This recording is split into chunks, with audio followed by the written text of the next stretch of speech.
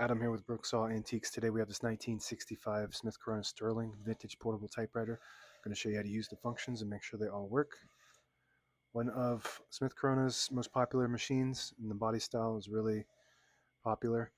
Up top is the adjustable paper guide. This helps you guide the page in straight. I'm going to line that up with the edge of the platen, which is the main roller that feeds the paper. This is the left margin. I'm going to set that on 0, and the right one around 75 to 80. And this is the paper support arm that flips up from the back. This is the paper bale that sits on top. It's got 2 adjustable rollers, holds the page down nice and tight.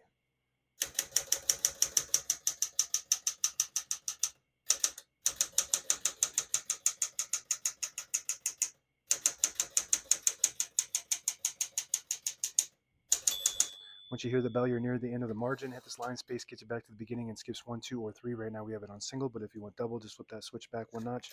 Skips 2, 1 more, it skips 3. We're going to keep that on single for now and finish typing. As you can see, all the keys type nice and none of them skip or stick. I'll type a sentence in red on the next line and switch from black to red. There's a switch on the right side. Flip that down to the red indicator. It prints the bottom portion of the ribbon, which is red. When you have it in the middle, it doesn't print any ink at all. It just leaves a stencil for copying purposes. When you have it up top on the blue indicator, it prints the top portion of the ribbon, which is black. We're going to move that down for red.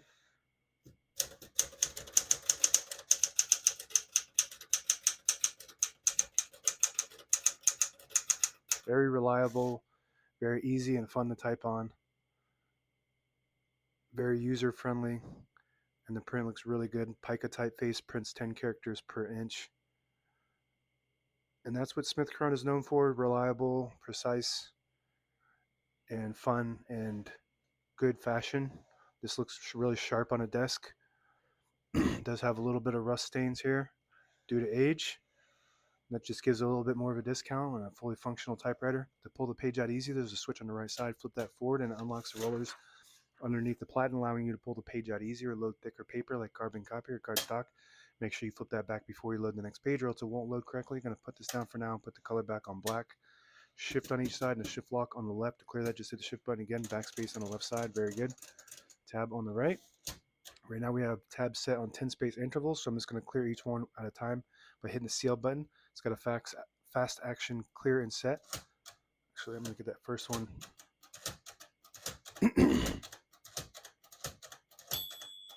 So all the tabs should be clear, so I'm going to hit the tab button.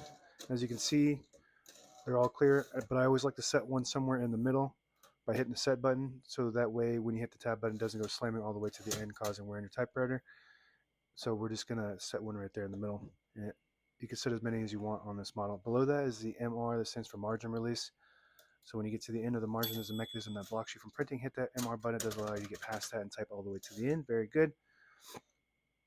Backspace on the left side. This is your touch control right above the 1 key. The farther left you go, the more tension there is when you hit the keys. You do have to hit the keys a bit harder for them to print, but they respond faster. So you just want to gauge what your preference is and play with that to see what your preference is as far as touch control goes.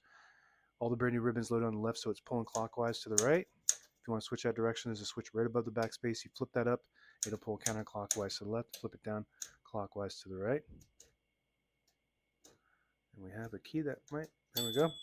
If your keys get stuck, sometimes when they bunch up like that, they can get bent a little tiny bit, and you just want to see which side it's getting caught on.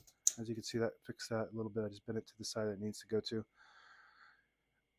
And these have little ribbon guides that will pull when it gets to the end of the ribbon. If you have eyelets, which is a little metal piece, it'll pull on that and swap the direction to the side it needs to go to automatically.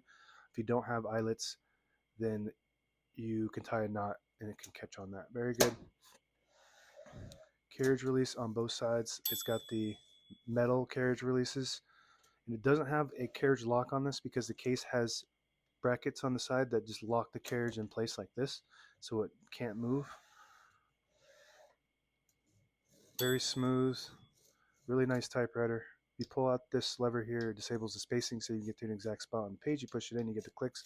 Each one of those clicks is 1 space, and the same concept with the lever on the inside of the left side here. Flip that down, it disables the spacing. Flip it up, you get the clicks. And on the inside there as well is the page gauge. So the numbers on the left are in red. That warns you when you're getting close to the end of the page. That's 2 inches left, 1.5, 1 inch. And that's where you want to load it right there below the 11, where you see that notch. And that's it. Now available on eBay or Etsy. Search Brooksaw Antiques.